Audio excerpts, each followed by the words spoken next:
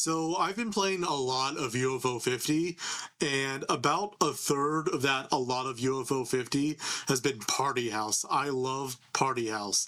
I think I have about 130 hours in the whole game.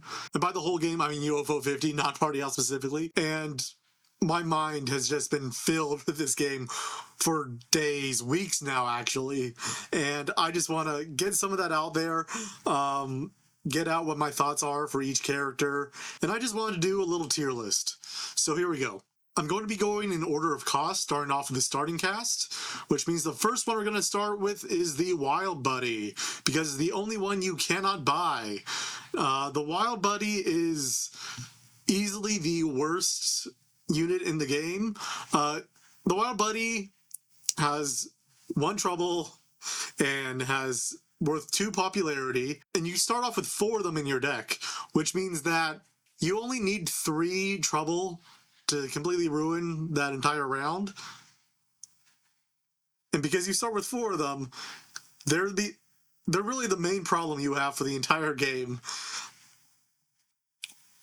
Like, if the Wild Buddy was not in this game, everything would be 10 times easier. This is the main problem throughout any round, any randomized setup. If you have the Wild Buddy, which you do, you always have the Wild Buddy, it's just the worst. It's going to be the main obstacle towards getting towards the end of the game. So I'm going to put this in its own tier, adding another tier, F tier, Wild Buddy tier. I don't think anything will get this bad. So here we go. Wild Buddy. It's very easily the worst. Next is the Old Friend. This is the most basic character, just worth 1 popularity, costs 2. I would very rarely pick this. I know it's a decent strategy to fill this out, to buy just a few of these old friends at the very beginning, so then you get less Wild Buddies. They do synergize with the mascot over here, which I'll get to later. But really, if you don't get the mascot, I don't think these are worth anything. Like I said, they do fill out your deck so you get less Wild Buddies, but so you start off with 5 possible slots for characters, and if you get 2 of these, then you get, that's worth 4. And you have, in the 5 slots, you get 5 of these, then that's worth only 5 popularity, which means that for a while, just getting the old friends isn't that much better from the worst possible scenario with a Wild Buddy. They are very useful in the early game because they're your only consistent source of popularity. But I don't think these are going to be very great. We're going to put this in D. Yeah, they're somewhat decent with the mascot, but really, compared to everything else, it's not good. Not good and not good at all. But the Rich Friend, these are always accessible, just like the Old Friend, but they give money instead of popularity. And money is a lot harder to come by. You don't necessarily need money to win the game, but having more money means more slots to add more characters, and having more characters means more popularity. So I do think that these are a lot better than the Old Friends. They have saved me a lot of the time if I don't have any other sources of money, no income, which happens surprisingly often in the random scenario where you have nothing but this and the celebrity. I'll get to the celebrity later, but I don't think the celebrity is a good source of income. But the Old Friend is pretty decent. I think that sometimes it's worth buying 1 or 2 in the early game as well. If your only other source of income is, say, maybe the spy or something, or the basketball player. I don't remember his name, athlete or something. But yeah, I think the Old Friend, I'm going to put Old Friend in the low C tier. There's nothing in the C tier right now, but once we fill that up, it's probably going to be on the lower end. Next is the chauffeur, with the first special ability in the game to bring in someone, a guest of your choice. This one that's a very powerful ability, but he doesn't bring in any income or popularity. These are pretty good near the end of the game when you already have the 4-star characters needed to actually complete the round. You could get them in the early game. I've tried it out a few times. I really don't think it's worth it.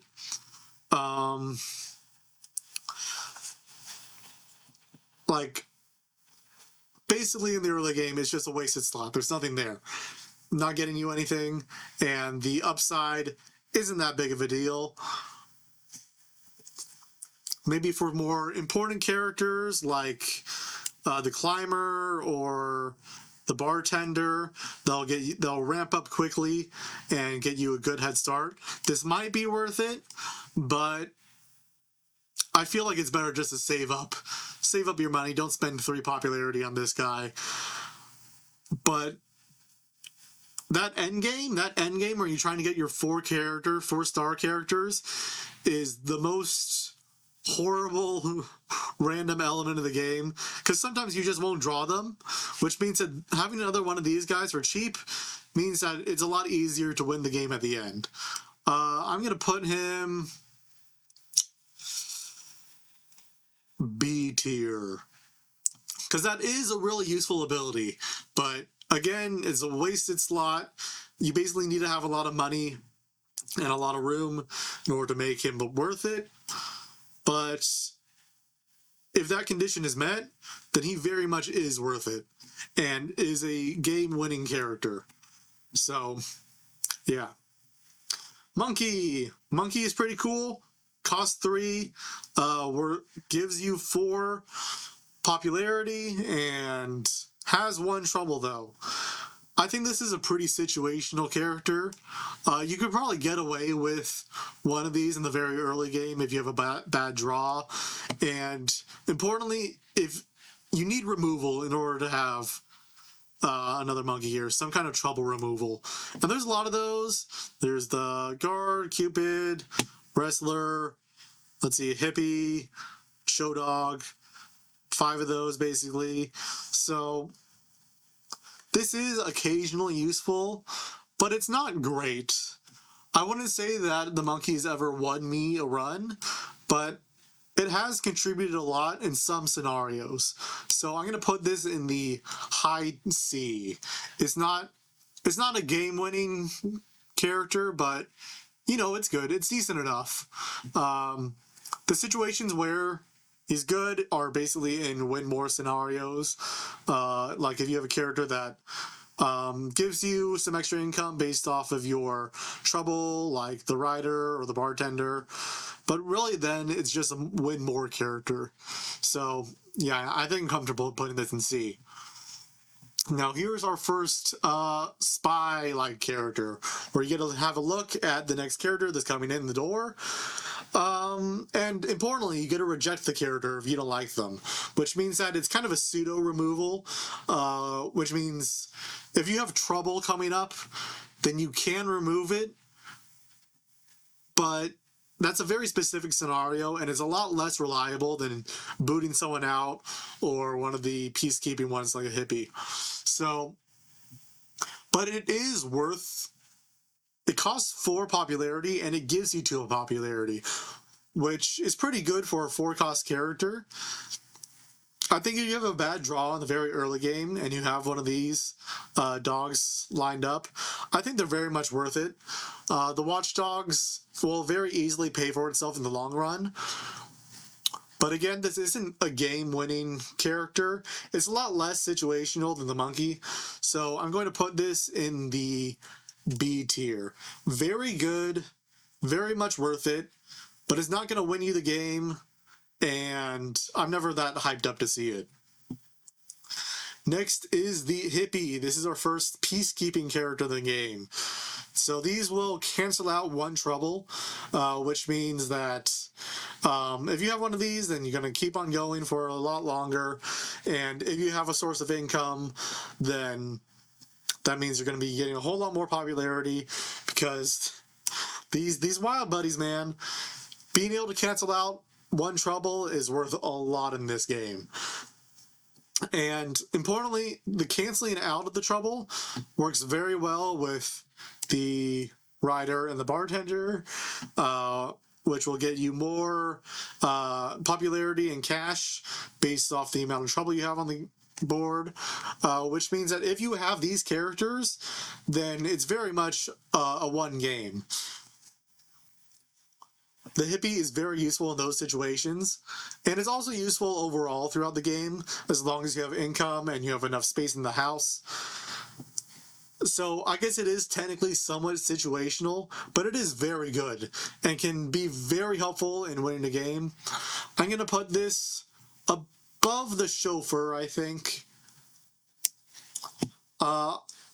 I want to buy a lot of these immediately, maybe one or two in the early game, and then fill it out as the game goes on, and you get more room in the house. But they are very good, and I'm always happy to have them in my randomized lineup. So I'm pretty comfortable putting in the B slot.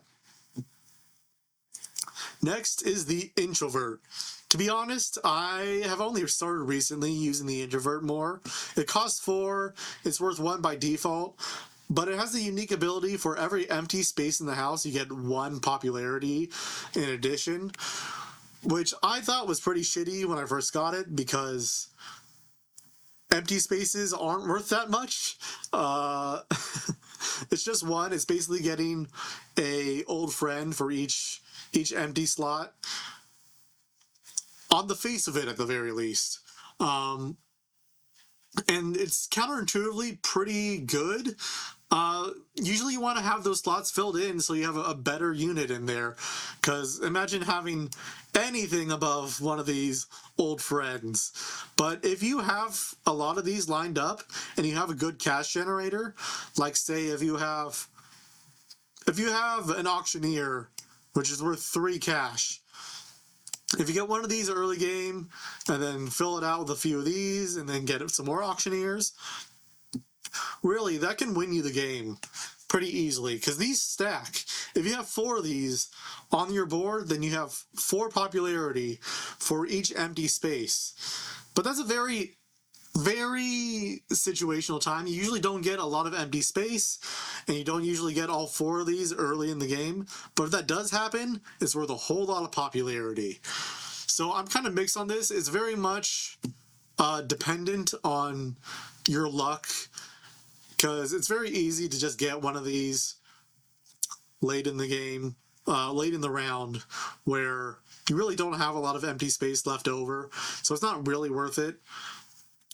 But if you have some trouble happening, then it is very much worth it in that situation. Like, if you don't have any way to remove trouble or cancel it out, then the introvert is always appealing to me. I've had a few games where I just have no way to get around trouble or whatever, but I do have the introvert, which means that I have some out. I've never hyped in that situation, but it's always an option in that case. So I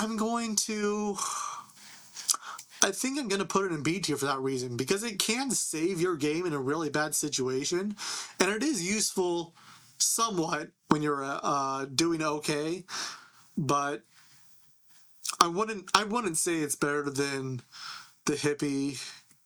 Maybe it's better than the chauffeur, because the chauffeur gets you consistent, but it doesn't win you the game, whereas the introvert also gets you consistent, but it can win you a losing game that you wouldn't have won otherwise. So we're going to keep that in the B tier for now. Next is this one. This is the first one where I really had trouble remembering what the name is. Pretty sure it's like a fortune teller or something. Name doesn't matter, whatever. But this is the first one that will actually cost you something. It will cost you 1 popularity and get you 2 monies, which might not seem like a great trade-off. Like, if you have this and an old friend, that's basically the same as having 2 rich friends, right? But I do think this is worth it. I think it's better than having a rich friend in general, because popularity is worth less than cash overall, especially in the early game, which is when you're most likely going to get this. It only costs 4, and it gets you 2 monies for one slot. Yeah, this is a kind of difficult one, thinking about it that way. But I found this character to be really useful for me when I don't have any other source of income. Again, this isn't something I'm happy to have in my opening lineup, but it can save me, and it's a lot more useful than buying one of these rich friends. Gonna put this in the C tier.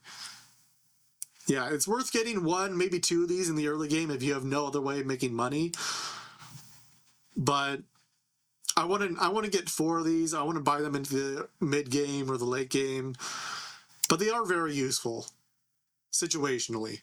So I'm just gonna put them in the C. Next is the security guard or cop or whatever. Name doesn't matter. This one will boot out a character. And 90% of the time, this is either going to be booting out someone with trouble, like a wild buddy, or it's going to be booting itself out. What's nice about the booting out mechanic is that you can just thin out your deck. It could be just an empty draw.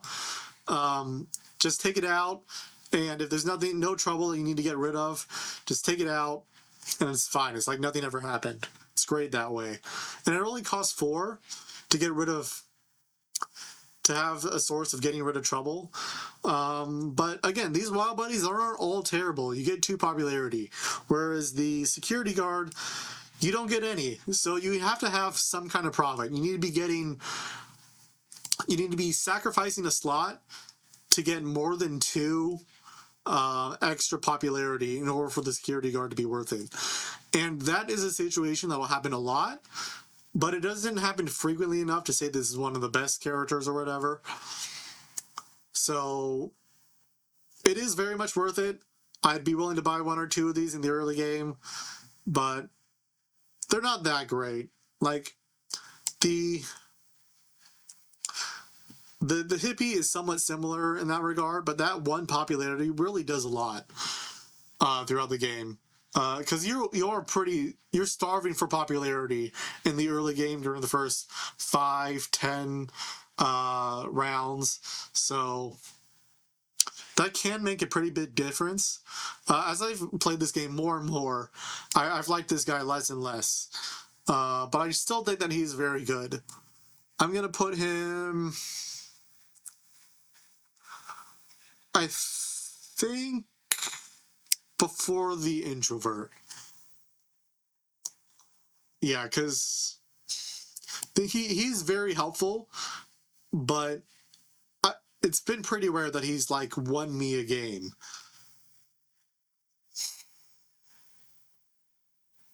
I'm having a hard time justifying this one to myself. I think I could very easily put this above the introvert because he is more frequently useful. But I think the introvert is better. I think that's going to be my hot take for this. Yeah, I'm not going to think about it too hard. I think the introvert is better.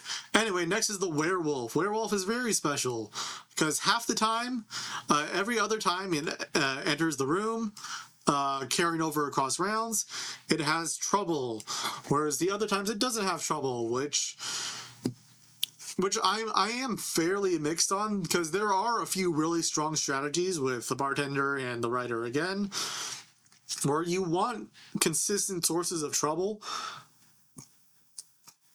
whereas if I don't have that, I feel like the werewolf isn't that great. It is 4 popularity for a very low cost. It's either 4 or 5, I can't remember right now. I want to say it's 4. And it is very much worth it a lot of the time, but it feels really risky to use. It's like an unnecessary risk most of the time. Like, I feel like this is good, but there's always a better option. Almost always a better option. So I'm going to put this in the C tier, right below the fortune teller, but it is better than the monkey in that way. Next is this guy. What is he, a chef, a butcher? Don't remember. This is the first one that kind of resets your game. Um, it'll bring everyone outside that you haven't booted out with people like the security guard or whatever. And I don't know how I feel about this. I think this is very much not worth it in the early game. 2 popularity is pretty decent, and the ability is pretty good too as well. But like, I don't know. I don't know when it's best to buy one of these. You could buy these in the early game, but I feel like I have never found them that useful that early on. Really, what I like to do is buy these in the last couple of rounds when I'm sort of freaking out. I don't have a lot of money to spend, and it's like, okay, if I don't randomly draw my four-star characters, I want to have one of these to reset it. And I think it does mathematically improve your odds a lot, but I feel like in my personal experience, it has almost never saved me. Maybe like a handful of times, but I don't think it's that great. I think in theory it's a lot better than it is in practice. Theoretically, I'd put it in the B tier, high up here. I think in reality I'm still going to keep it B tier because it is useful and I will buy them. But we're going to put that in the lower B tier. It's good sometimes, not all the times. It's not going to win you a game, but it is going to very occasionally, very occasionally save you a game. Anyway, here is another one I don't know the name of. It's basically the chaperone, not chaperone, what is it? Chauffeur, that it is. Very, very similar job titles. Not really. Whatever. Anyways, the chauffeur, but it gives you 2 popularity and costs 1 money. I actually think that this is like a net gain of 1 popularity if you're going to say they're equivalent, which they're really not. So like, in a lot of way, in that one particular way, it is better than the chauffeur, but costing 1 money can be a little bit of a detriment because if you don't have any money and it costs you 1 money, it costs you popularity instead. And it's a good deal of popularity. I think it's like 7. Might be closer to 5. I'm pretty sure it's 7 if you lose. It might be. No, I think it's 7 if you lose cash without having any cash, lose 7 popularity. So it's really not that good. Like I said with the chauffeur, the bring someone in mechanic is really only that great in the end game when you want to win the game. And that means it is very good, but it's worse than this guy. They are very similar characters. I'm going to put it just one below. One below the chauffeur. I've been offered both of these guys at the same time a lot for some reason, so I basically never pick him. But he is good. He is good. I just don't have the opportunity or need to get him pretty much ever. Okay, next is this. I think I've picked this guy once or twice. I may have never picked him. I think I probably picked him once when I first learned the game, and then never again. Basically, whoever he is, I think he's like popular man, popular guy, who cares? He brings in 1 extra guest, which you have no concept. If you have no concept about what the game is about, like I did when I first played, this seems like, oh, I get an extra guest. It's like drawing an extra card. It's very much not like that. It fills out your house more, and it means that you might accidentally bring in someone you don't want. I guess because this is only 1 extra character, it's really not that big of a deal. But it does mean... So there's another mechanic where, similar, if you get 3 trouble, if you overfill the house, then the entire round is just gone. You didn't earn anything. Which means that if you have just 1 of these guys, you need to be playing as if you have one less room in the house than you actually do. And that's really not worth it. This is one of the worst characters in the game, in my opinion. I'm going to put in D and also complain about the bringing guests in a little bit more, because it's like you're playing with a handicap the entire game, right? So you have less money in effect at all times because your house is smaller. It's basically costing like tons of money, like 12 money throughout the entire game when you get a full house compared to everyone else. And it's just awful if you want to be playing safe, which you should be doing in this game. Taking risks is almost never worth it. So, and okay, even if you take that risk, the payoff isn't that much, right? If I compare it to one of these guys, the watchdog or the chef, they're worth 2, and this is worth 50% more, 1 point more, but they actually have something useful for you instead of a detriment. And I'm pretty sure they cost less. I don't remember perfectly well because, again, I never use this guy. I think he costs 5 popularity. It's just never worth it. Bad character. One of the worst in the game. I think it might just be the worst purchasable character. We're gonna get to the celebrity later, which might beat it, but it's definitely bottom 2 worst characters. Hate this shit. All right, next we get to an actually really good character, the Magician. So the Magician will swap out a non-star character, which you don't really need.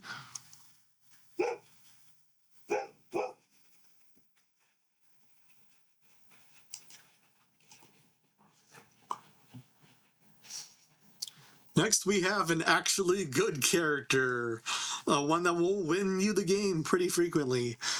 This is the Magician. It has a very special, unique ability that no one else has. It'll swap out one of your regular characters for a star character, which are very important for winning the game. You need 4 of these, and you need consistency in drawing 4 of these if you want to be getting streaks in the random scenarios. Which means that this guy is very good. Basically, he'll be swapping out trouble in the late game, in the mid game, once you have just one of these. So it is a trouble removing mechanic, but one that requires a prerequisite in getting one of these. It is very good in that mid game situation, but where it really stands out is in the late game, because in the late game, you really need consistency for your star characters.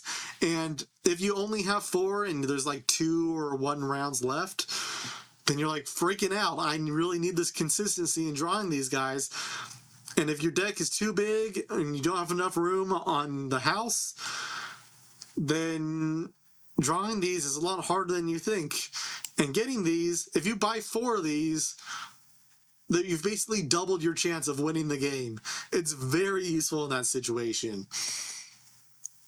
Also, in the mid game, you can use it to swap out with one of these troubles, get rid of trouble. Also useful for getting trouble in the late game, which does happen. Is a problem sometimes, not usually too bad. But in the mid game, very useful once you buy one of these, because you can just swap out a wild buddy for like a leprechaun or a superhero, which will basically save an extra round for you. Probably double, maybe even triple the amount of income you get on an unlucky round. This is going to go in the S tier. This is one of the best units in the game, in my opinion. Especially in the random scenarios when you're going for streaks and you need consistency and win the game. Next is the mascot, with the special unique mechanic of getting an extra 1 popularity for each old friend in the house. This one is very, very good. I love the mascot. The mascot will save me a lot of games when I don't have any other method of popularity generation.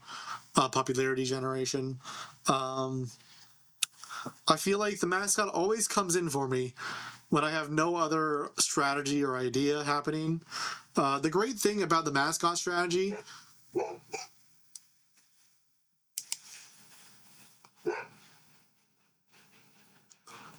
The great thing about the mascot strategy is that it's very reliable.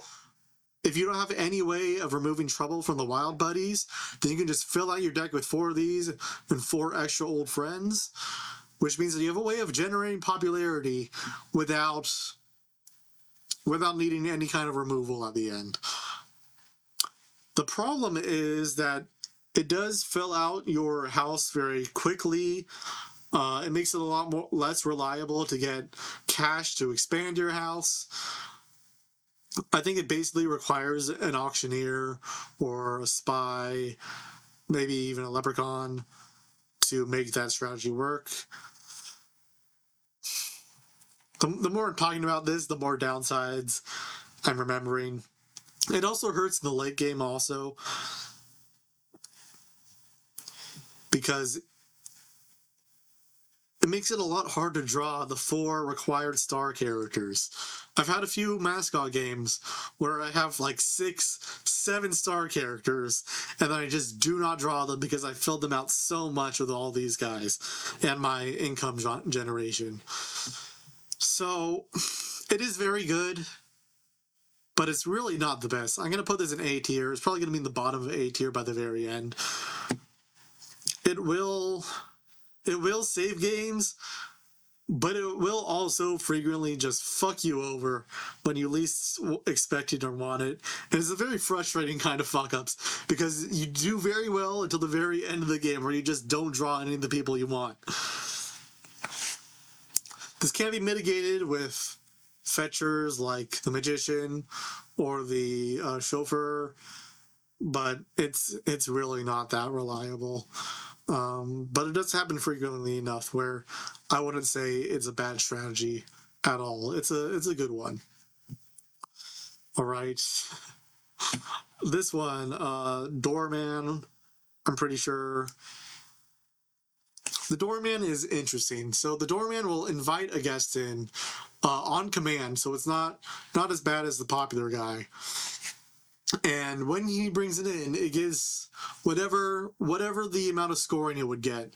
And if it's for someone like the introvert, it'll also work on special abilities as well. So you have 2 empty spaces and you let in an introvert, then you'll get that to activate, where you get 3 popularity instead of 1.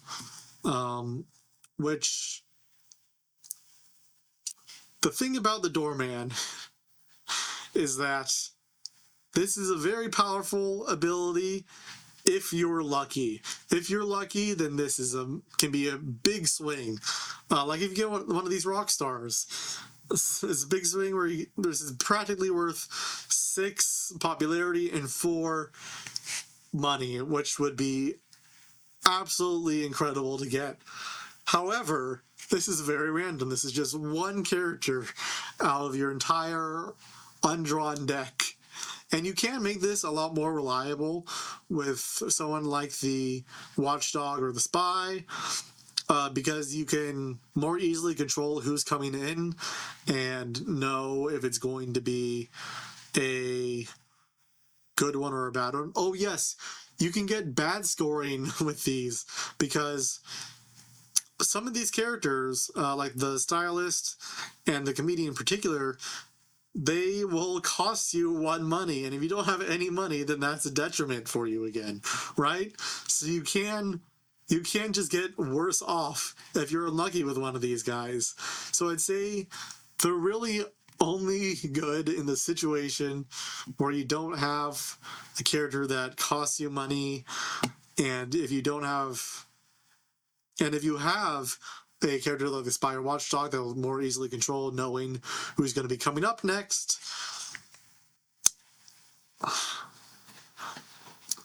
And yeah, it's not that great, but it's not bad.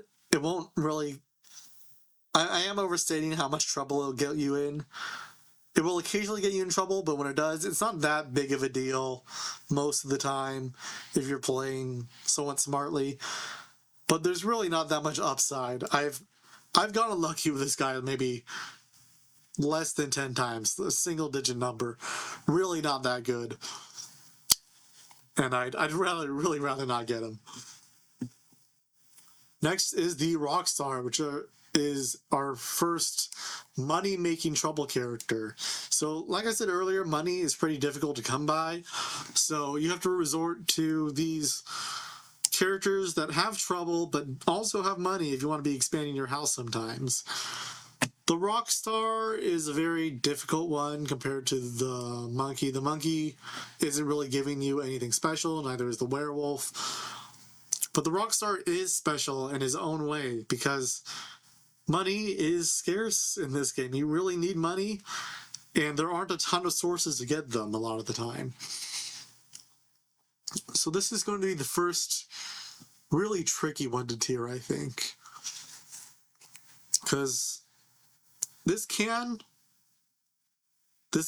make your around worse for you. But if you get in like the worst case scenario, right? Start off with a wild buddy, and then you get one of these. In the early game, for a character that only costs 5 popularity, that's still really good. You can expand your house at least once then. You get more room. In the worst case scenario, there's still an upside, and it very easily pays for itself in the long run. But sometimes you don't want to buy it. Sometimes there's almost always a better option, but when those better options don't exist, it's pretty good. So I'm going to put that in the C tier, below the fortune teller, I think. Yeah, that seems like a pretty decent place to put it. All right, the photographer. Love this character. This is probably one of the most I was gonna say it's one of the most win more characters in the game, and in a lot of situations it is a win more character, but it also is really good.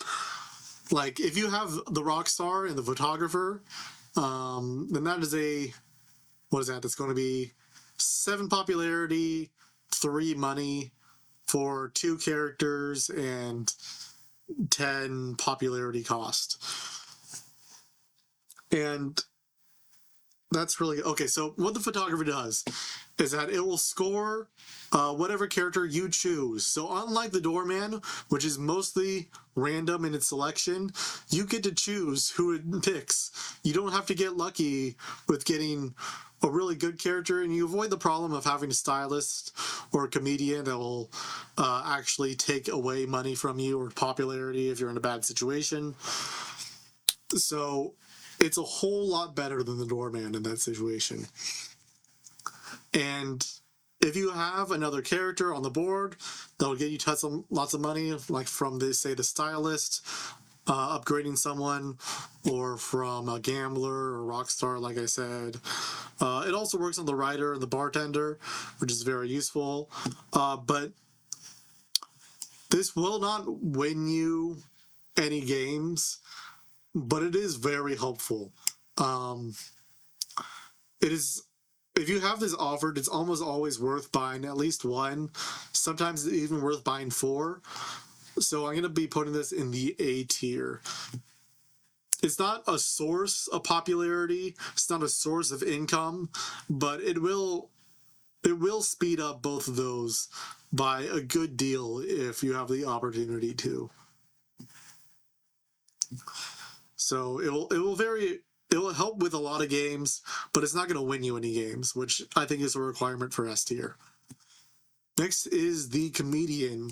The comedian is one that I avoided for a long time, but I actually learned to really love it. Basically, if you have a full house of every single space, there's no empty spaces in the house, then you get 5 popularity from this one. So, but it also costs 1 money, which can be a problem. I like buying these in the early game after buying 1 source of income. Basically, if you get a spy or an auctioneer or whatever, it's very much worth filling out your decks with these. If you have some way of getting rid of trouble, because trouble is the main reason why you wouldn't be having a full house. So you have a way of getting rid of trouble, like with a gambler. What am I saying? Not a gambler. Like with a hippie or a security guard. then these guys are very much worth it. But if you don't have that, which is a very unlucky situation to be in, you don't want a comedian.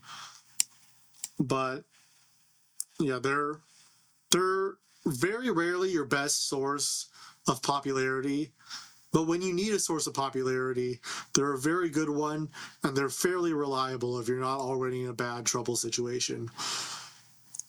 So I'm going to be putting that in B tier, I think. But where? Where in B tier? Probably below the chauffeur characters. Because again, this is a very reliable popularity generation, and it can occasionally give you a win condition, but there's usually better win conditions that will be more reliable in the long run. It is fairly reliable money, but it's less reliable in the long run, I think, than some of the higher tier popularity generators. Blah. Next is the waiter, which is I intentionally put it right next to the comedian because I think it's just the worst comedian. Instead of getting 5 when the house is full, you get 4 in any situation, and it costs 1. So it has some of the same downsides, but it is better in the case of having a bad trouble situation. But that, I feel like a lot of the time it's really not worth it. Like this is already a fairly last resort popularity generator. This is the last resort to the last resort. Basically, it's the worst resort. So I don't know. Put it below the dog. It's still B tier. It's very similar to the last resort that is the comedian, but it's really not that great. I am using it a lot more often now when I'm going on longer streaks. So it does save me occasionally, but again, I'm never hyped to see it. I think my tiering philosophy so far is B is good, but I don't want it. A is I want it. S is win you the game. C is situationally worth it. D is not worth it. And then there's Wild Buddy, the worst character. Anyway, moving on.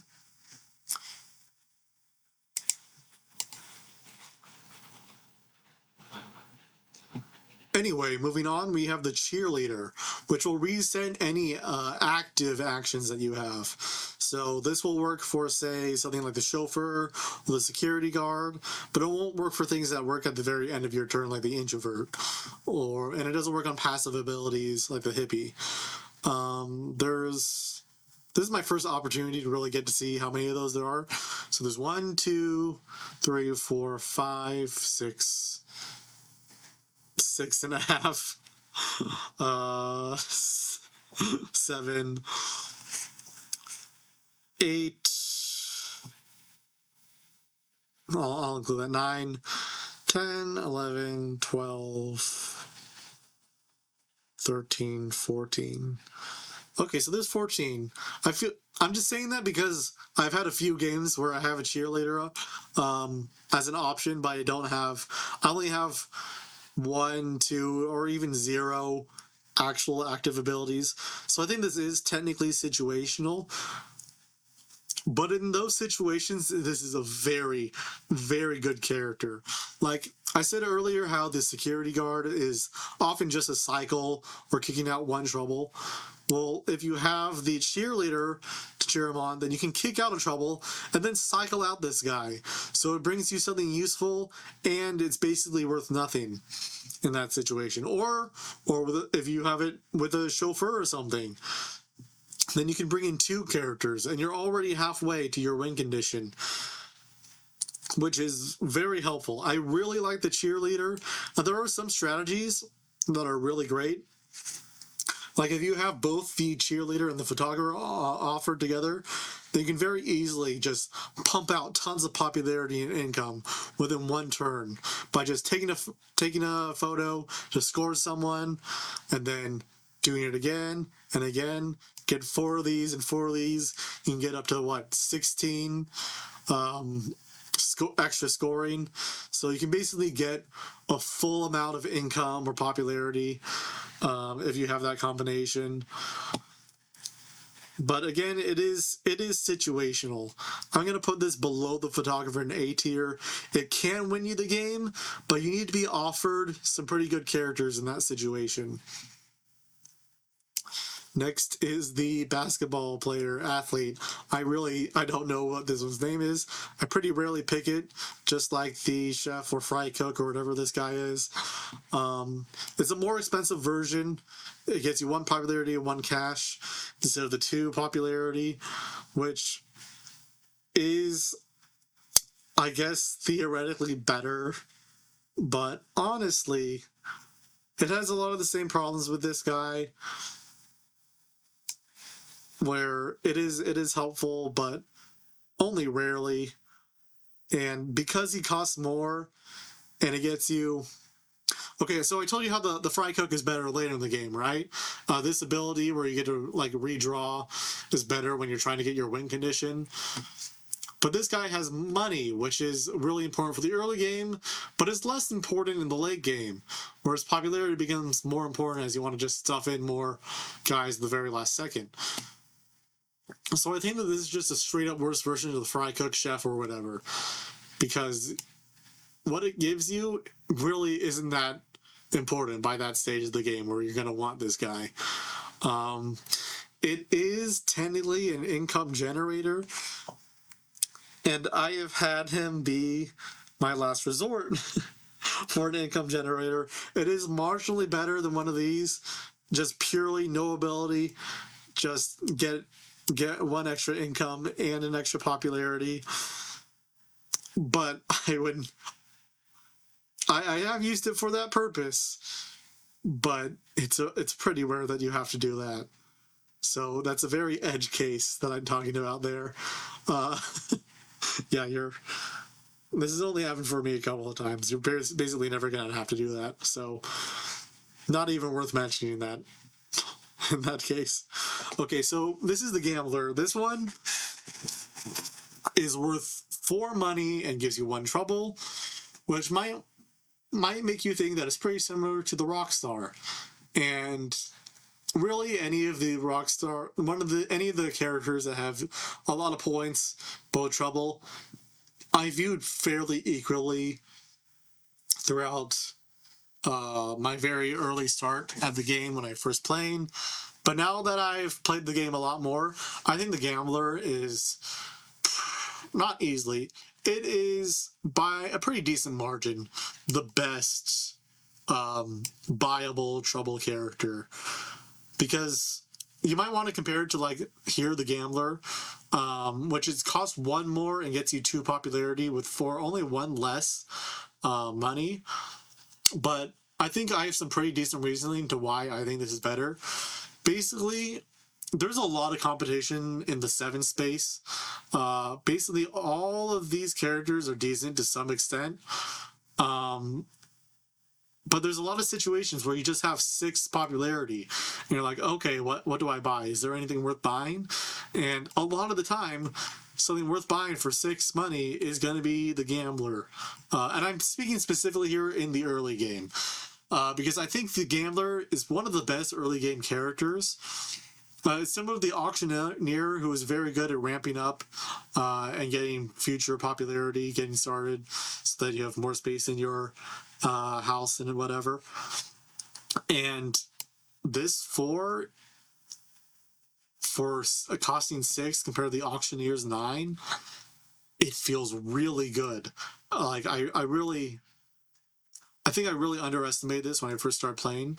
Like, again, if I'm going to do the worst case scenario test again, if I draw 1 wild buddy and then I get 1 gangster, that gets you 2 popularity and 4 cash, which means that you can expand your house 1 in the very early game.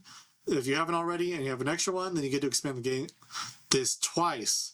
So it gets you a little bit further, I think, in ramping up than the Rockstar.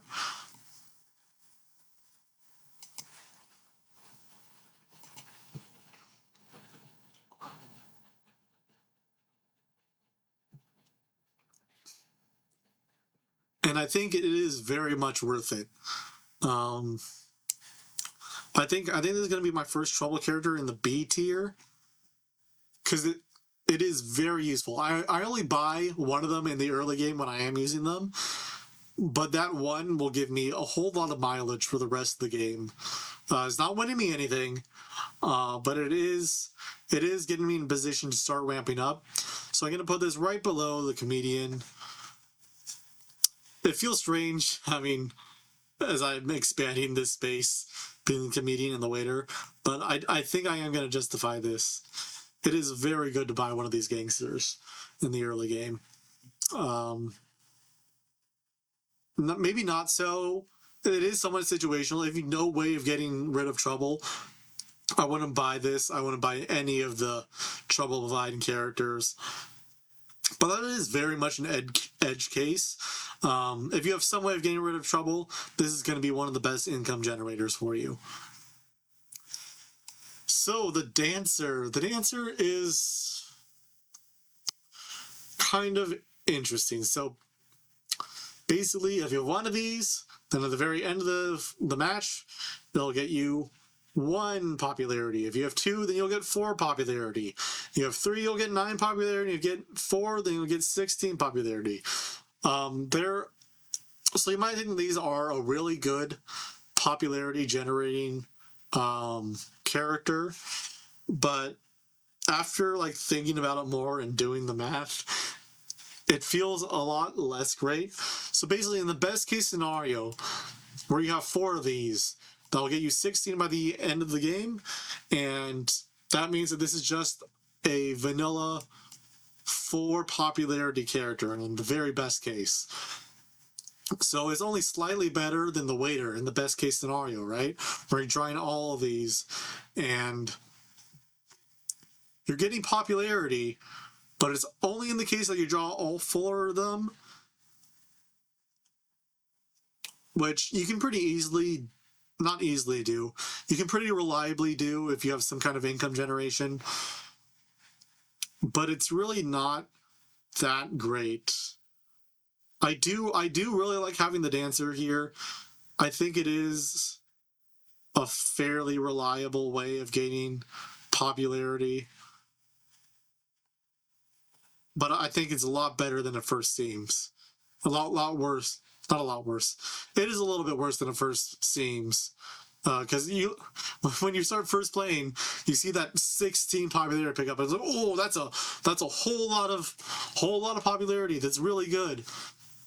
But then you just think about it more. It's like, oh, okay, I'm basically just getting 4 for each of these guys for an extra 7 compared to the 5 of one of these. There is a pretty cool interaction where you have a photographer, and you try to score one of these. When you have 4 on the board, then you'll get 16, which is basically 32. And actually, I'm going to put this... Am I going to put this in high B tier?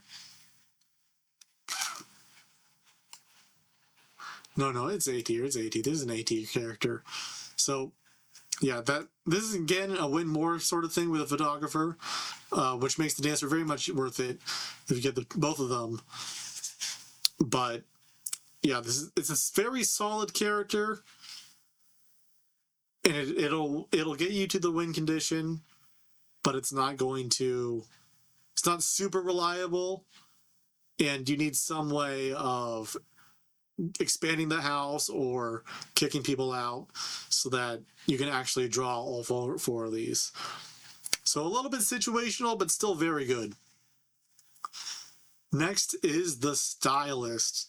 Okay, so the Stylist has a pretty unique ability because it's one of the few permanent abilities. So it will give 1 popularity to whichever character you choose that's on the board. I find this pretty useful. That might make you think that, oh, okay, this is just basically a character that gives you one, and then will cost you one cash.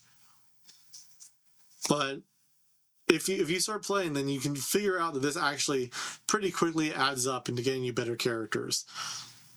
Like, if this shows up just 5 times and you permanently get, say, an extra 5 popularity on any of these characters, really, and I'll get you just one superpowered character for a while, I think it is very good.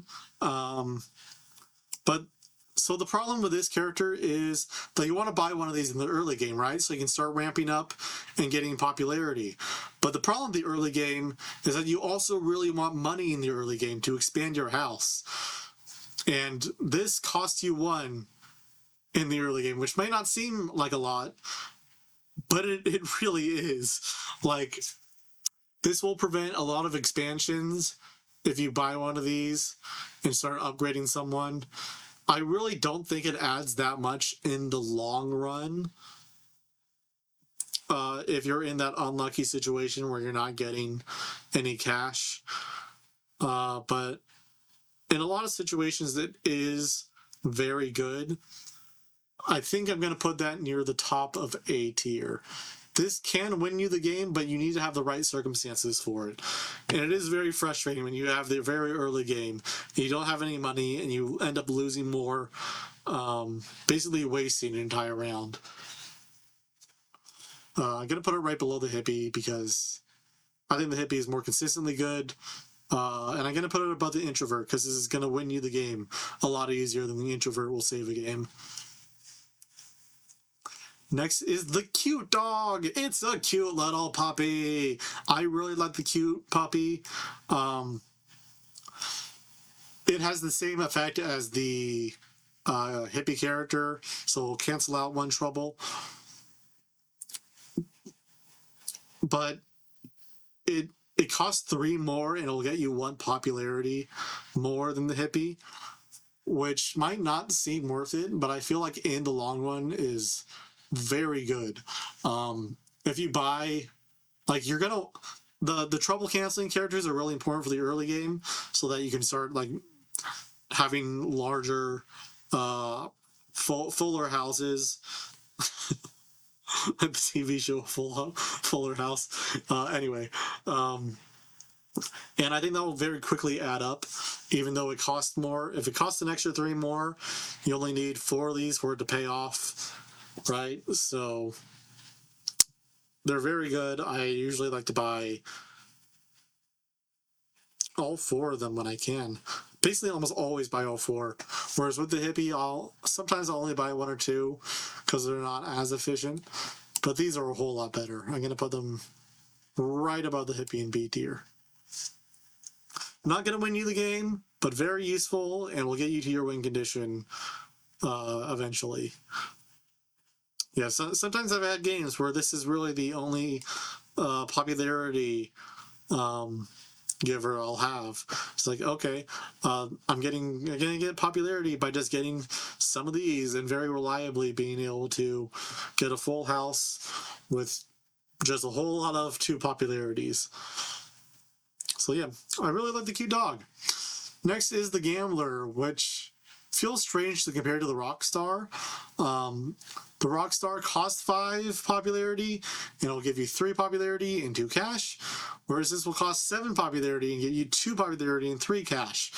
So you're getting 1 cash more, 1 popularity less, and it costs 2 popularity more, which feels a lot worse if you're inexperienced, but I do think this is better.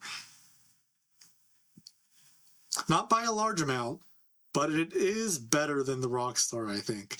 Because like I said, that early game money, just having that 50% increase, that 1 extra point, can do a whole lot more in expanding your house and getting more popularity and just doing more for the rest of the game.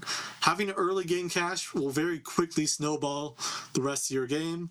But again, this is something that requires some kind of trouble canceling mechanic. So it's not great, Gonna put this in C tier as well. It's useful, but it's not consistent enough, and it is situational in its use. Don't love it, but there are a lot of situations where you want to buy it.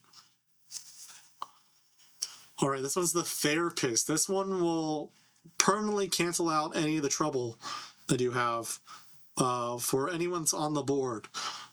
And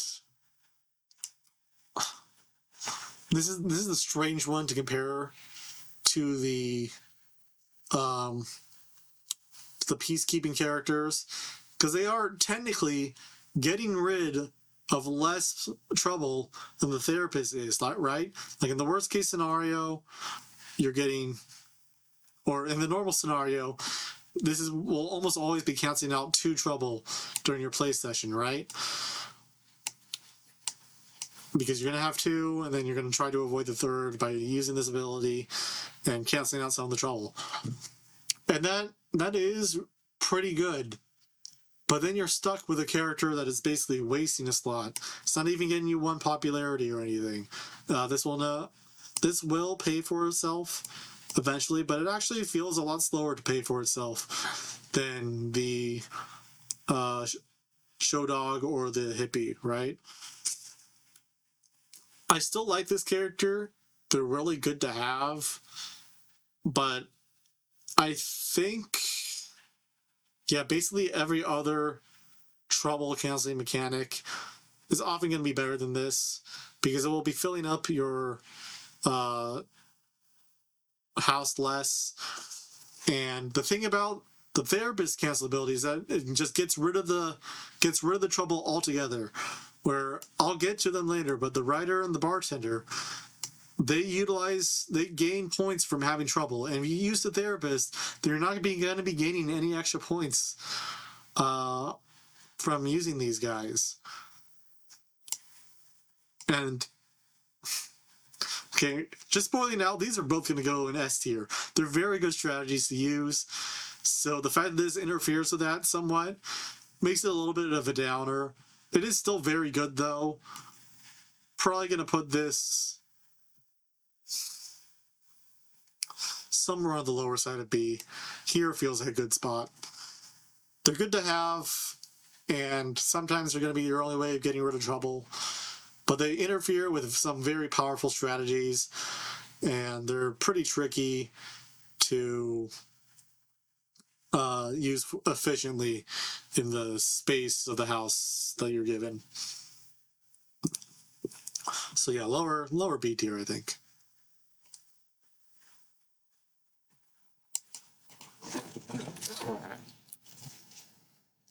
Next up, Cupid. This one, I'm just going to be putting this straight into S tier. So what Cupid will cancel out, just like the security guard, you can kick out 2 different characters in the game. So you can't potentially get rid of 2 wild buddies at once. And you can also, it does require that the 2 characters are adjacent to one another, which is very occasionally a restriction, but almost always never matters. Like, it may as well just be kick out any 2 characters you want. It's pretty rare that you'll have like a wild buddy surrounded by 2 really good characters. Like, I don't know, you have a wild buddy surrounded by 2 dancers or whatever. That's not going to happen very often. And when it does, then you can probably get rid of the other wild buddy as well. And the reason this is so much better than, say, the security guard is that this is the only actual thinning the deck, right? This is worth -1 card draws, because you can get rid of this and some adjacent character as well, which means that, like the Magician, it will get you a lot closer to getting your win condition on the board. Having 4 Cupids makes getting any of these guys, your win conditions, getting 4 of them, a lot easier to do, which is very much worth it. I love the Cupid. Basically, if I have a Cupid, on my random generated character sheet, then I can very confidently say that I'm going to win that game. It gets rid of so much randomization, gets rid of so much trouble, and it makes your actual strategies for gaining income and popularity and win conditions so much more consistent, so much easier, makes them so much more profitable. This will enable basically any strategy in the game. The only one it really interferes with, I think, is the mascot strategy. But even then, it's still pretty good. Because with the mascot strategy, you want to have a lot of these old friends and mascots, and because there's so many of them, it can be difficult sniping out the one troublemaker that you really want to get rid of. But in any other scenario, having a Cupid is really good. I love having a Cupid. It's basically like having a cheerleader and a security guard in one character in one draw. It is so good. I love the Cupid. God. It's honestly a little sad how excited I am when I have one of these in my lineup. Next is the Spy. It's just like the Watchdog, but it gets you money instead. And it's a pretty good income generator. Like I said, income is a lot harder to find than popularity is. So I think this is actually more valuable than the Watchdog. I've had a lot of games where this is the only reliable income I can get, and it makes me buy like 2-3 of these in the early game, and it makes the rest of the game so much smoother. The ability is nice to have in that situation. It's not like the Watchdog where there's better ways of getting popularity. There's very few better ways of getting cash income. So I think a good one to compare this to is the Gangster. This costs 6 and gets you 4, but with trouble. This is a good ability for 8. That'll get you 2 income. 2 income, it honestly doesn't feel like enough in the early game, but it's better than no income. I think sometimes I'd rather have this Gangster, but the Spy is generally a whole lot better. Also, this might be a private investigator. I don't remember. I'm like 80% sure there's a Spy. I'm gonna put this in A tier. Do I like this more than the cute dog?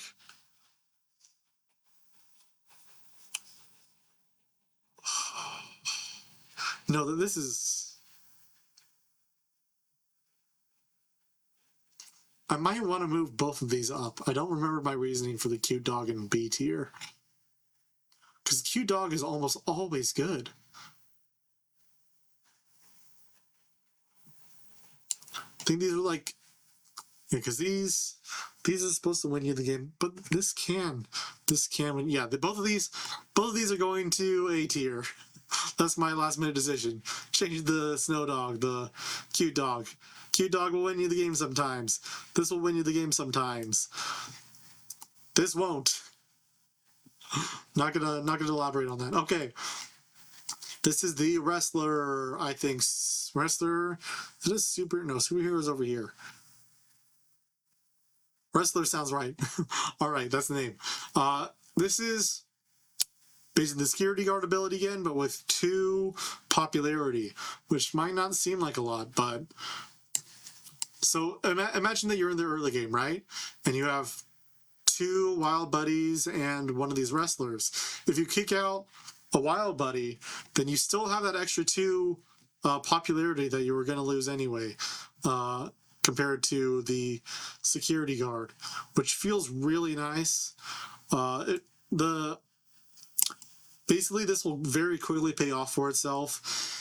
This costs 5 more than the security guard, which feels like a lot, but you only need to kick out 3 wild buddies for this to be worth it, right? So this is going to go above security guard, above the introvert.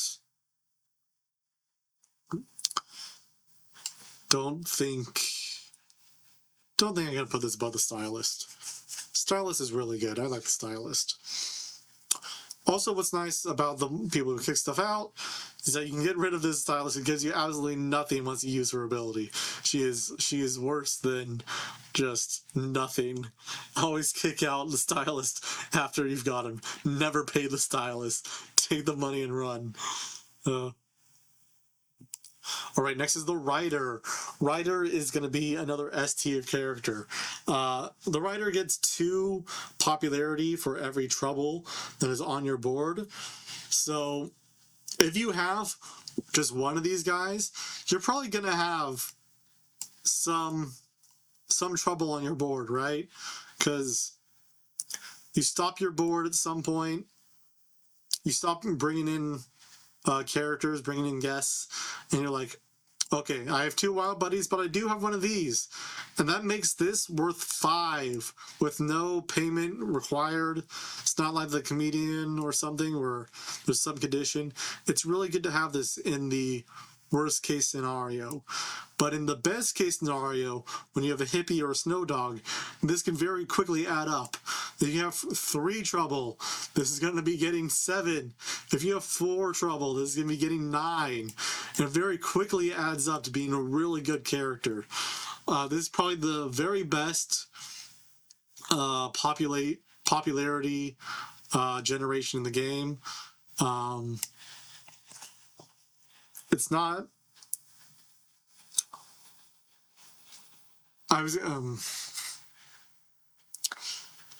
Yeah, that's just really good character.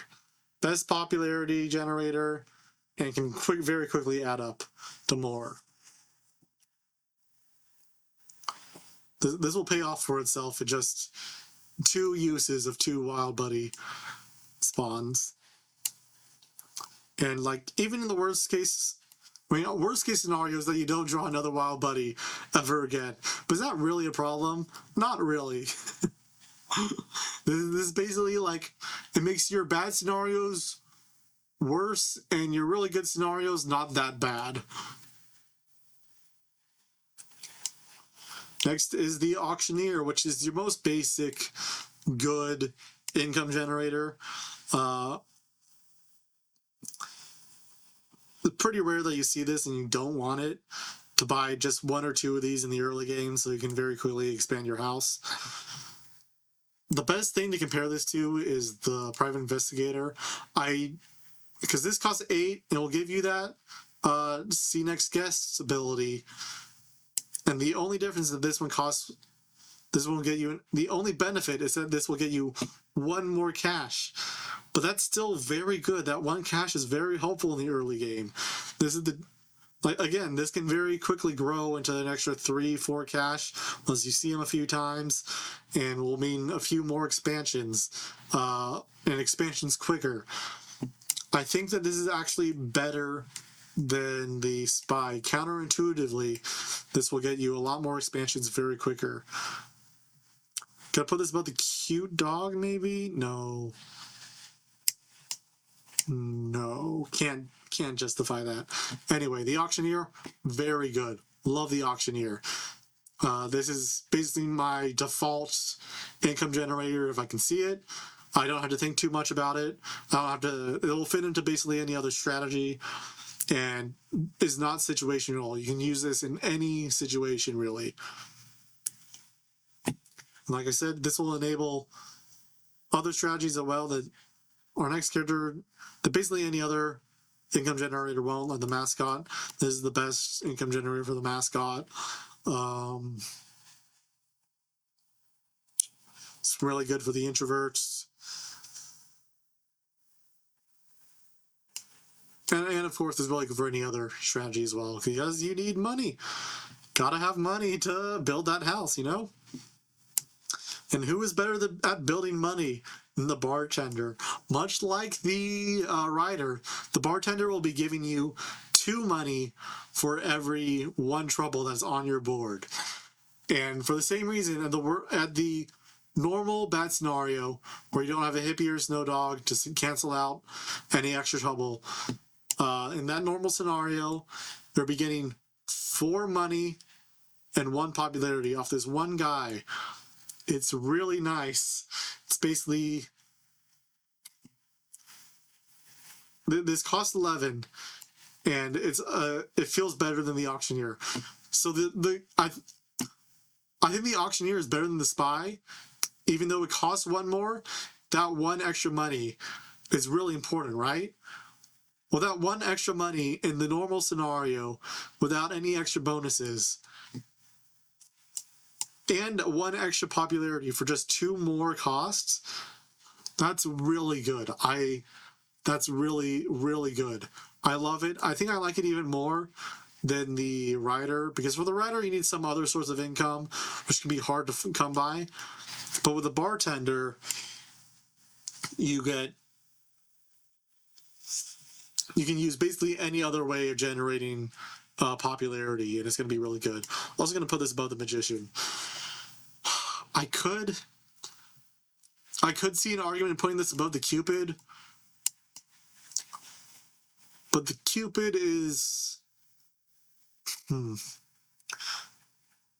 yeah, I think the Cupid is going to win you more games than the bartender, even though the bartender is going to win you a whole lot of games too. Climber is one that I have a lot of thoughts about the Climber. Climber is one of the more expensive.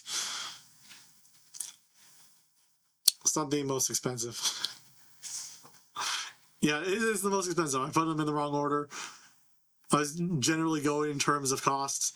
This costs 11, this costs 12. Anyway, we're going to be talking about the Climber anyway. The Climber, every time it comes onto the board, it will permanently increase the amount of popularity it gets by 1. It starts off at 0, and it will get to a max of 9. The Climber is very good, but it's good with an asterisk. It's very consistent. If you only get the Climber as your source of popularity, that's still very, very good.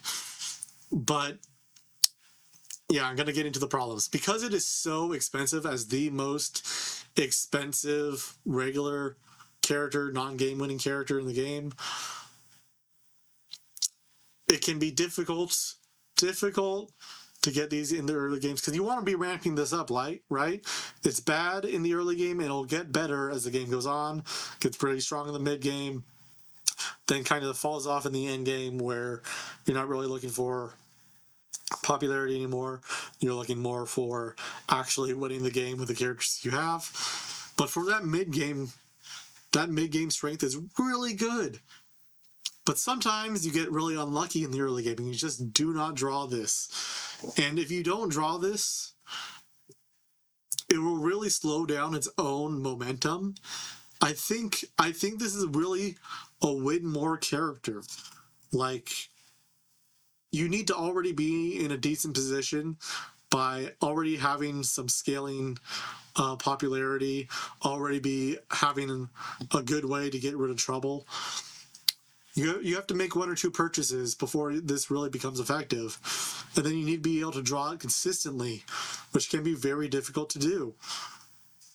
So I think this is a game-winning character, but it's situational. I'm going to be putting it on the top of A tier for that very reason.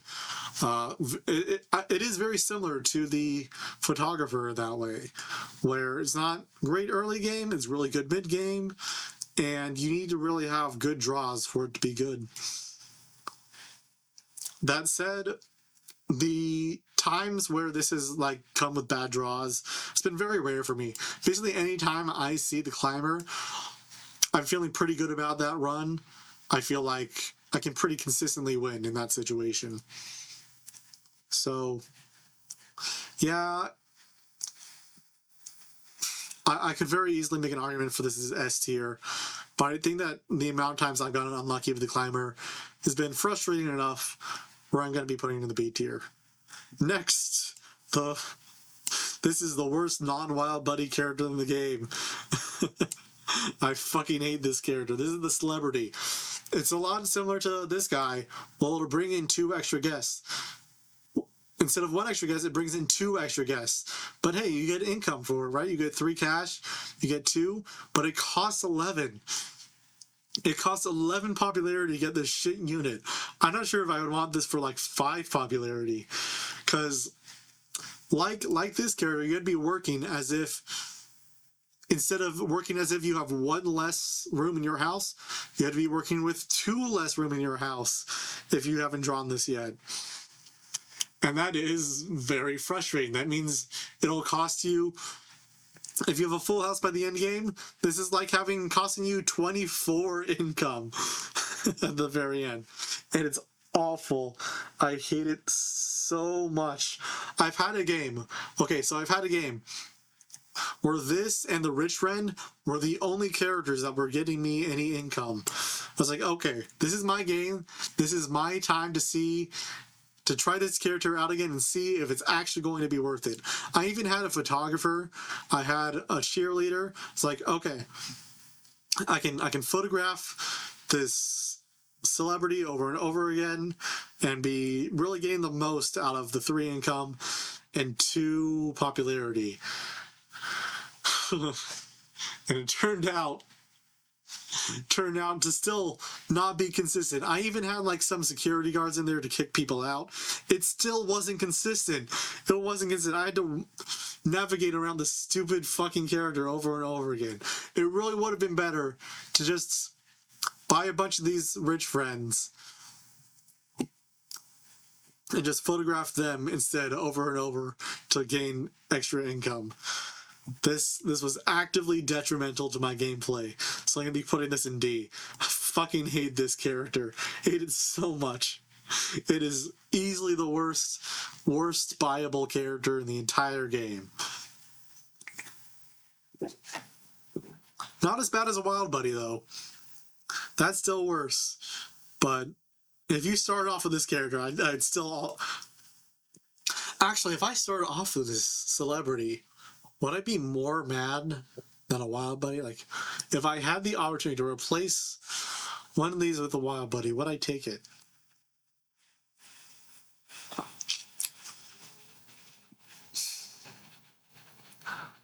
Maybe. I might, yeah. For that reason, I'm gonna. This isn't Wild Buddy tier. This is solidly D tier. Do not like, do not take. Never worth it. Hate it. Anyway, now we're getting to our star characters. These are the ones that you actually need to win the game. And because you actually need them to win the game, then they may as well be S tier. But, you know, I think there's meaningful differences between all of these. So, like, even the worst 2 on this list, you're going to need them to win, but you're not going to be happy about it. So technically they did win you the game. The 2 worst in these, 9 characters. The worst 2 of these 9 characters will win you the game if you have to, but you won't be happy about it. It'll be very frustrating. So, yeah. And the first one on this list is the dinosaur. It costs 25, and it gets you 1 trouble. And that means if you don't have like a way to cancel out the trouble, you can't solely have these. This is the only one where you have to have very specific circumstances to actually win the game with only dinosaurs. And those circumstances don't come up very often. Having 1 trouble at the very end of the game too is the worst time to have trouble. This is when you really need to have the right draws and not screw up. This is very easily the worst, the absolute worst of any of these game-winning characters. I'm going to put this above the celebrity, but below this guy because I never use this guy, so I can't really tell. But yeah, this is why I have that disclaimer. It's going to win you the game, and they're good to have. Actually, I do buy these occasionally. Okay, so sometimes I'll have, say, I'll already have like 3 or 4 of these guys, one of the better ones. And it's like, okay, the end of the game is coming up. I need to more reliably draw one of these star characters. So I just end up buying one of these while I also have some kind of trouble canceling. And it usually helps me out sometimes. So I'm going to put this I buy it more often than the rich friend. Buy it more often than the monkey.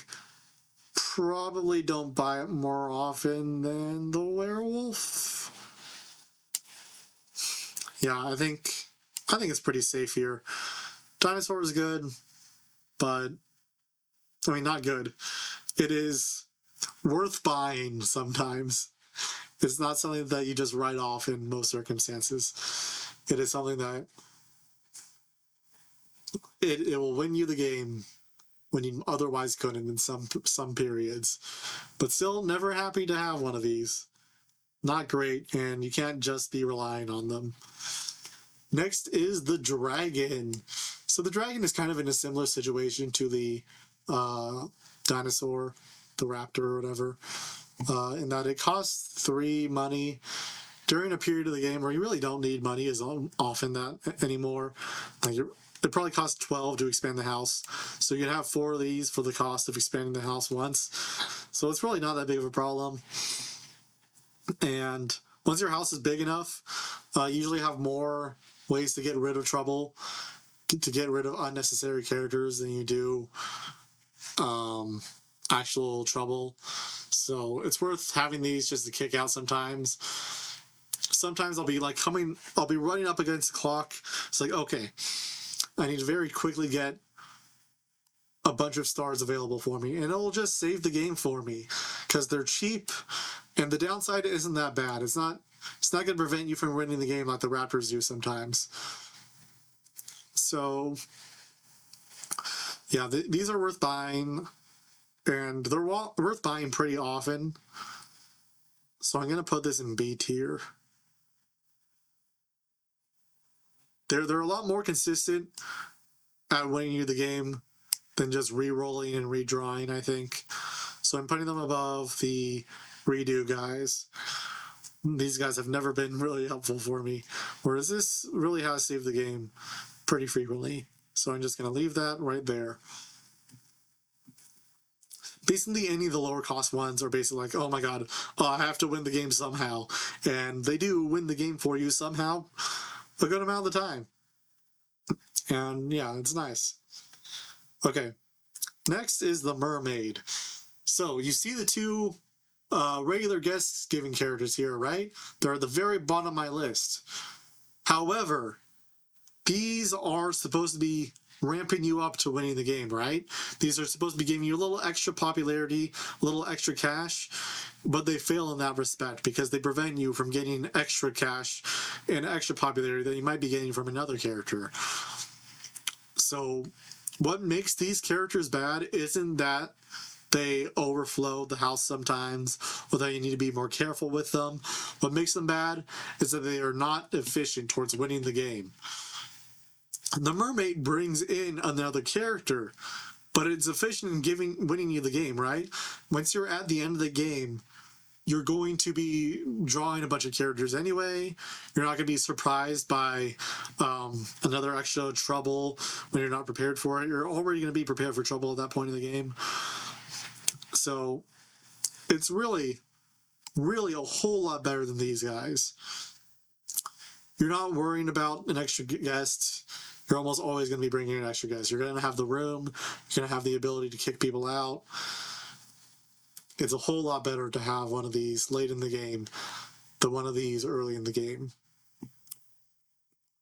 So for that reason, I think it is worse than the dragon because the dragon is a lot easier to plan around, whereas the mermaid can be a little bit more tricky, especially if you like if you buy 4 mermaids. I've had a situation where I had only raptors and mermaids. Hated that. I think these 2 are the very worst game-winning pieces. So I have had situations where I end up just getting 4 of these in a row and just really screwing everything up for me. But really, that's not too big of a problem. It's not that bad. So yeah, B tier. They're worth buying. There's probably a better choice, but they're very much worth buying. Next is the Alien. The Alien is just a basic board game piece, a winning piece. Costs 40, does nothing else besides win you the game, which is good. I think these are really, this is the default game winning piece. I buy these a lot. Sometimes they're worth getting over some of these guys, where like you'll do the math and like, okay, the superhero costs 10 more. I need to have like 4 more of these for it to be more efficient than this. And sometimes late in the game, you're like, okay, I can buy one of these, or I could buy one of these and then probably have enough left over to buy another one where I wouldn't be able to buy 2 of these. So these are often more consistent than the others.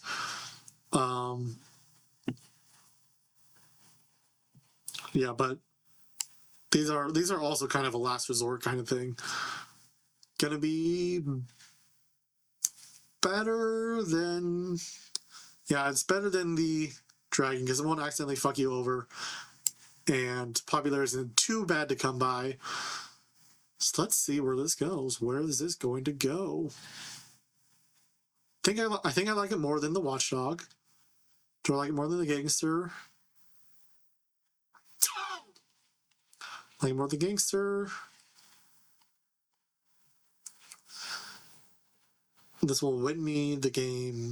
This is more consistent winning the game. Comedian, I think. Ooh. I actually think here's a good place to put it. So, like I said, the chauffeur is good at bringing in an extra person, right? But this is an extra person.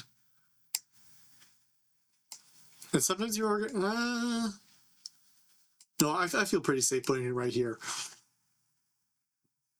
Yeah, sometimes these will like fill out your house too quickly, whereas this only costs 1 for a win condition in your house, only 1 space in your house for a win condition. So I think this is generally better. But I think that this being better would be a decent argument. I could be convinced, but I feel pretty confident that the alien is better than the chauffeur. Next is the monkey. Hell yeah. Ghost monkey. Is that what it's called? I don't know. It's a monkey and it's a ghost, I think. Is it a monkey? It always looked like a monkey to me. What is that? It might be an old woman. Is it like a bun with her hair? Whatever. It's a ghost kind of thing. Anyway. So this, similar to the security guard, this will cycle itself out and can kick out other people, which is really nice towards the end of the game, because if you don't have your 4 win conditions yet, you can just take this out and pretend it never happened, and you can keep on getting popularity that you'll need, and you can also be more consistent in kicking out trouble when you need to. This is very good. Put in the S tier.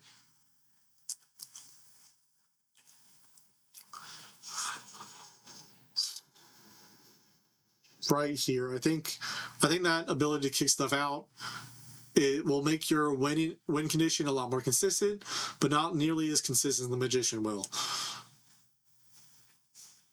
Yeah, I feel confident in that. Next is the unicorn. Unicorn has the peacekeeping condition, which can make it actually worth getting early in the game, worth beelining for if it's if you have no other better way of getting rid of trouble, which has happened to me sometimes, but it's just the best way to get rid of trouble.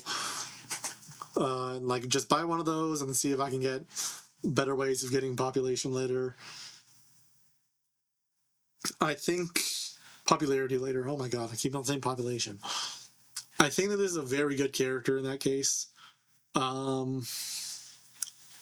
It won't win you the game, but it makes winning the game a whole lot more reliable.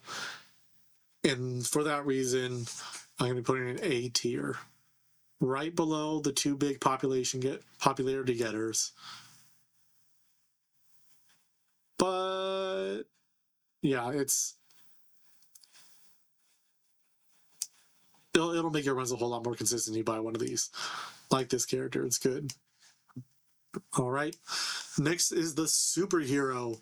cost 50, a whopping 50, and it will give you 3 popularity. I'm a little mixed on this. If I have the choice between this and the Alien, I feel like a lot of the time this is better than the Alien, because it will pay for itself off. But in the mid game, when you're buying your first couple of star characters, these are good to have because they're going to ramp up more popularity, and you're going to be able to buy more star characters, and you're going to be able to win the game better. But it really doesn't do that much for you. It doesn't save you the game. You probably have other ways of gaining popularity. So it is helpful, but it's not great. I think this is either going to go in high B tier or low A tier. Let's see.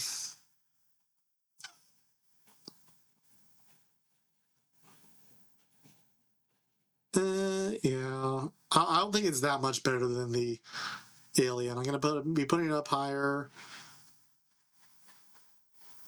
Here seems like a good place. They're really useful, very much worth buying. It's never a problem to buy them, but I'm never really happy buying a superhero.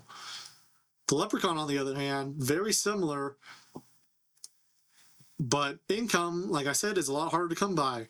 It's very easy to make population gaining strategies, a lot harder to get income strategies for getting money. And they cost the same. At basically every stage of the game, I think that having 3 money, is better than having 3 popularity by like a decent amount. Is it better than the Auctioneer?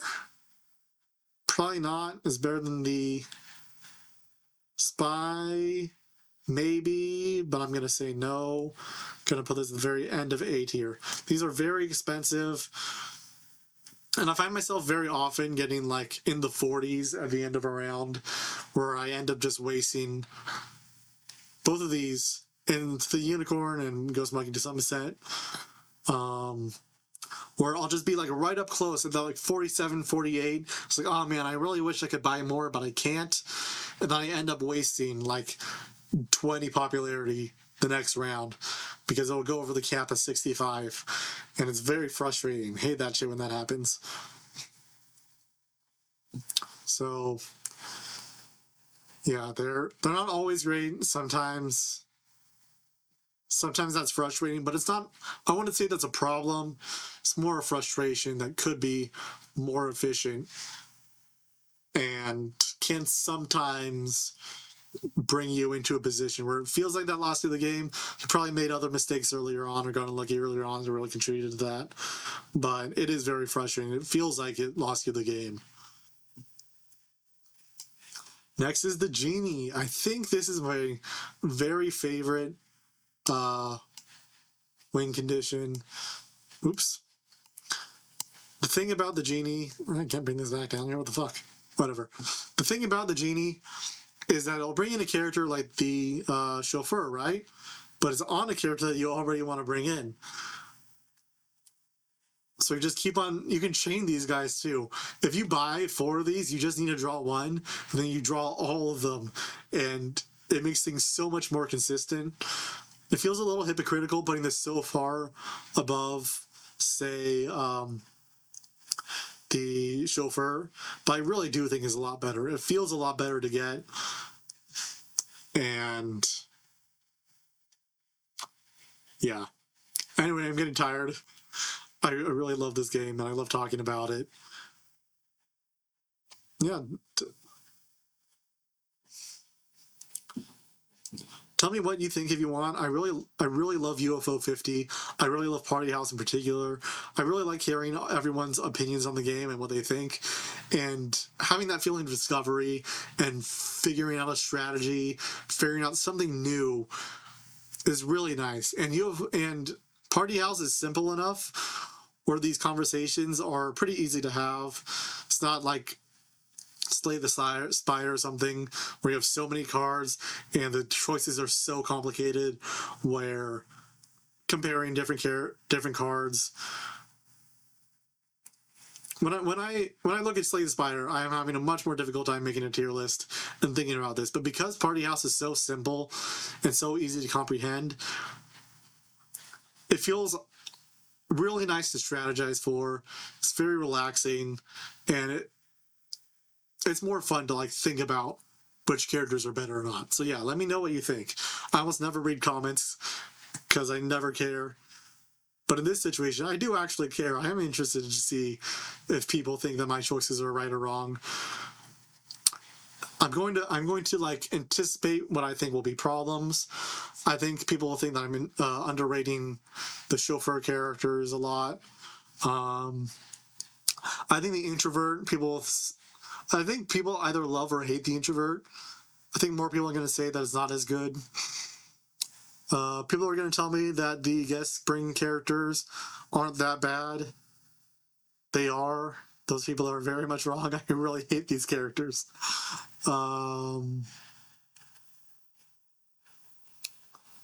Maybe these ones I'm not super sure about. Having that reset is good, but again, it is very rarely saved me the game, and they're often a last-ditch effort for me. Maybe these security guard like characters kicking people out. I think people might value the cycle a lot more than I do. Yeah, I think I'm pretty happy with this list. We'll see. I'm interested. I'm gonna keep on playing this game. I think I'm pretty solid in the characters. I think are good and bad now. Like I said, my opinions have changed a lot as I've played more and more. As of recording, my streak is at 15. I've done that twice now. I don't know if I'm gonna keep on playing as much. I'm feeling less and less interested in this game as I've understood the strategies more and more.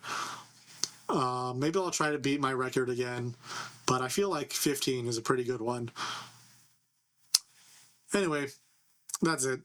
Okay, bye.